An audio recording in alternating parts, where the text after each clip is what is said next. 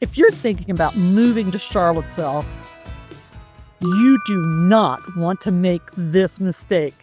A lot of people move here thinking they know exactly where they want to live, only to realize later, maybe a couple weeks, maybe a couple months, it was not the right fit. Too much traffic, wrong school district, HOA nightmares. Or, and this is a real one, the house backs up to an alpaca farm and you were definitely not ready for that level of commitment. Stick with me. We're going to break it all down. What's important, what's not, and how to figure out where you actually belong in Charlottesville. Honesty from a local. I'm a realtor and I've grown up here, not some rando from Reddit, which, just so you know, was created here in Charlottesville, Facebook, Insta, or even the Chamber of Commerce.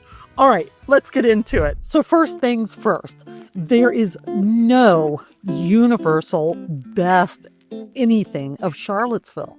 The best for you might be totally wrong for someone else. And here's where I'm going to remind you, sorry, but I was not born to be subtle, and I don't want you to be misguided. Oh, and let me remind you also, I don't do rentals. Anyways, just as a reminder, but here are the things that you need to ask yourself. Do you want walkability, or do you hate hearing your neighbor sneeze? Do you need to be near schools or hospitals, or an airport, or a dog park? Do you want a big yard, or is mowing grass your actual nightmare? Do you care if you have a garage or internet? I ask these because, again, I had a couple move here thinking they had to be in the city, right near the downtown mall. We found them a stunning home in the north downtown area. The visions of tourism-filled propaganda filled their dreams. Guess what? A few months in, they realized they actually hated the traffic, the parking angst, and the noise. So we moved them out to Crozet, where they could sip their wine in peace overlooking the golf course. So again, not about me. I want to make sure that we don't put you, or that we don't encourage something that's just not realistic for you. So before you start scrolling Zillow at midnight, call me. Well, don't call me at midnight. Call, text, email me. We'll figure out what will make your Charlottesville adventure positive. Next up, I want you to consider city versus counties. This one actually surprises a lot of people, and they don't think about it because all they hear is Charlottesville, UVA, UNESCO World Heritage Sites, the trails, wine, horses, and on and on. So let's talk about it. Charlottesville itself, well, super charming, walkable, most places, historic homes, tons of amazing restaurants, really small. We're under 50,000 in the actual city limits itself. Love, love, love. But it comes with a price tag, and often with a lot of age. Also, parking downtown, now that's a schlep game that I don't recommend playing. But then we have the counties.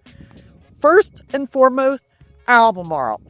Albemarle County completely surrounds all around the city of Charlottesville. If you're looking at living in Albemarle, you're probably going to get more space. You're probably going to be looking at newer developments and quite often a lot bigger lots. Fluvanna and Louisa, more affordable, more rural, great if you want space or if you really want lake life, such as at Lake Monticello. Next up, Greene County, quieter, a little more conservative, and really close, as in like tucked into the mountains. Also cheaper taxes. Nelson County, oh my gosh, gorgeous winery country, but you will still be driving to get anywhere. Augusta, well, that's going to give you Waynesboro and Stanton. Huge drop in cost of living and prices, but very different communities. And honestly, potentially, you're going to be driving over the mountains for a commute. And speaking about driving, let's talk about what you need to be close to before you even decide on an area. Also, let me remind you real quick, having grown up here, I know all of these areas. This is why giving me a call, text, or an email first is your best first step. I don't do rentals. You just don't need me to do them. Okay, let's get back about figuring out where you're going to live. Okay, listen, Charlottesville is small, and I've said that, and you know that. We're talking, if I am going anywhere in and around town, honestly, on average, commuter time is under 15 minutes. It's fabulous, and I would not trade it for anything else. But here's some things that you want to know. Traffic is still a thing. So ask yourself, do you commute? Because 29 at rush hour is painful sometimes. Schools, if you're set on a specific one or a specific school feeder pattern, or for that matter, just a specific county that you want to utilize the public school systems, we need to focus your home search accordingly. Healthcare. If you need to be close to UVA Hospital, that will rule out some areas very, very quickly. My own cousin just had a massive heart attack, and now he's on the transplant list for a new heart. Hello, he's not going to be able to maintain living out in the middle of Keswick where he can't get into town and get to the specialist quickly, right? Now, medical care, fire rescue, all of that, they're phenomenal and wonderful. But still, you have to take certain things into consideration. Groceries. Think about it. Can you handle driving 20 minutes to pick up milk? Well, bless you if you can. We can absolutely move forward. And if that's your threshold, that's fine and that's great. I swear to you, though, I had a client who actually bought a house. It's been a couple of years. It was out in the middle of, in my version, the middle of freaking nowhere because it was so beautiful. She told me all about how she was going to have goats and chickens and how she was going to have fresh eggs and how she was just going to sit there and listen to the birds chirp in the morning. 3 weeks in, she called me and she said, Pam, I cannot do this.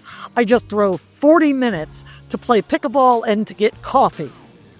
So we ended up moving her closer to town and closer to pickleball. So before you fall in love with a house, let's talk about your actual day-to-day. Now, let's get into areas that might not be the right fit as well. Unfortunately, that's not me right now because right now I'm sitting by the lovely Rivanna River at one of our many public parks. And it is March and in the mid-70s. And I'm not sure I want to leave, but I guess for you, we'll move on. Come on, let's go. Okay, so let's be real.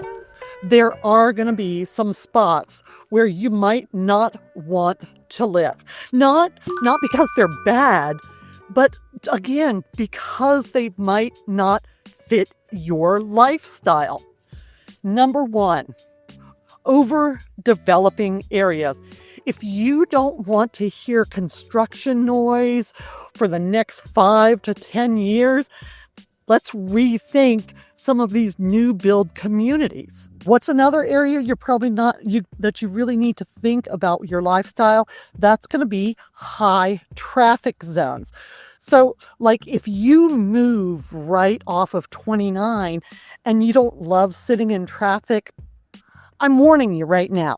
My goal is to be honest because it's not going to be the right fit for everyone. And I want you to know, again, why you got to reach out to me early so that we can get you on the roll to finding your perfect fit. HOAs. Some people love them and some people want to fight them in a parking lot. And we've got the full variety here. We have very, very active HOAs. And then some places we actually have HOAs that haven't actually existed, but we have to say they have an HOA because it's in the covenants. It's been an inactive HOA for like 10, 20, or 30 years. And really big ones, such as flood zones, food deserts, and say active working farms. These are areas that look really great, but have undertone issues that can directly affect your day-to-day lifestyle. So let's make sure that you're looking at the whole picture.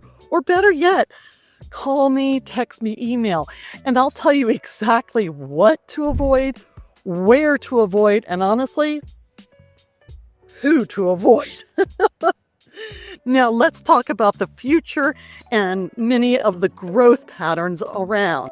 Okay, so I jumped in the car so that we can head off to the next place because honestly, y'all just running me ragged and I really think I have earned a lovely glass of wine.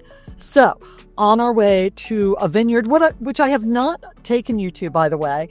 So make sure you also check out some of my other videos because I do enjoy a very good vino and just hanging out in some lovely, lovely places. But what let's talk about right now is going to be growth patterns and planning. Charlottesville is growing. Now, when you look at the overall numbers, we're not like jumping huge by any means. Like this year, Richmond is slated as the #1 area in Virginia to have the largest and most growth patterns. Now, Charlottesville, Albemarle, the surrounding areas, we sort of ebb and flow. We're not having major growth. We just sort of stay the same. People come, people go. Students come, students go. Retirees come, stay. People accept new positions and they take off. So here's some places that I really want to mention. Crozet. Make sure you check out my other videos specifically on Crozet. Crozet is booming. Crozet is located in Albemarle County. It's part of Albemarle County. And all of it has been approved development. But these approvals are all, it seems like, hitting at once. And the growth feels like it is explosive, especially with the schools. Because the schools are they're no new schools. So this growth pattern has added so many new families to the Crozet area. Something we are starting to hear a lot of complaints about is that the class sizes are getting too large. The schools are getting too large. Other thing we're starting to hear about is the water and access to the water. Now, again, it's located within Albemarle County. We have Albemarle County Service Authority, and they do an amazing job. But when you're tapping that tap so often and so with such large developments, then it is something that you have to be considering. Another one is actually sort of right where we are. Pantops. Pantops is getting more and more developed, which means more and more traffic. And Pantops is one of the areas for traffic that honestly, it can come to a halt or a slowdown or a standstill so very often. Another one, North 29. This is where a ton of new builds are popping up. Places such as Belvedere, Dunlora Village, there's North Point, there's Brook Hill. All of those are within just a couple of miles and all on the north end of Charlottesville. So if you're thinking long-term development, long-term investments, you need to know which areas are on the rise and which ones might actually get too crowded, because for a lot of people, getting too crowded is something that bothers the comfort zone. You know what else bothers the comfort zone? Budgets, which is where we're going next. This is why we need a vineyard. Come on, let's go. Next up, I want to talk about affordability and budgeting. Housing prices in and around the Charlottesville area are gonna vary widely. Yes, you can find a house here for under $300,000. I'm telling you right now, it's probably not going to be pretty. It's going to need a lot of love. Probably suffers from delayed maintenance. Or you can find a home. Actually, you can find an estate that goes over $30 million. But here's what I want you to really concentrate on and think about. When you have your budget, you obviously know what you're comfortable with. Doesn't matter to me at all. I'm not the one writing the check. So whether you're getting approved for financing, whether you're writing a check or bringing cash, whatever it is, remember it is your comfort zone and no one else's. It's not mine. It's not a bank's. It's no one but yours. But keep in consideration, 1, property taxes. Property taxes can add up and add up quickly. 2, HOA fees. Some are little to nothing. My personal HOA is actually, I think, $112 a year. Now, that's basically to fund the maintenance of the retention ponds and nothing more. We have no amenities, but that's a year, $112 a year. But some will have you paying for a new pool that you're never even going to use.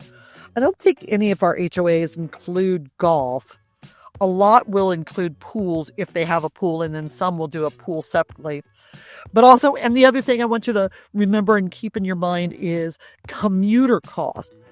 If you are living way out, say over the mountain or out in one of the counties, you need to remember the care and maintenance of your car, the increased car insurance, and gas. Because you know what? All of that is going to add up as part of your closing costs. I once worked with buyers who maxed out. They were like, but Pam, the finance folks said we can afford X. And I was like, yeah, but just because you can afford doesn't mean you should spend that.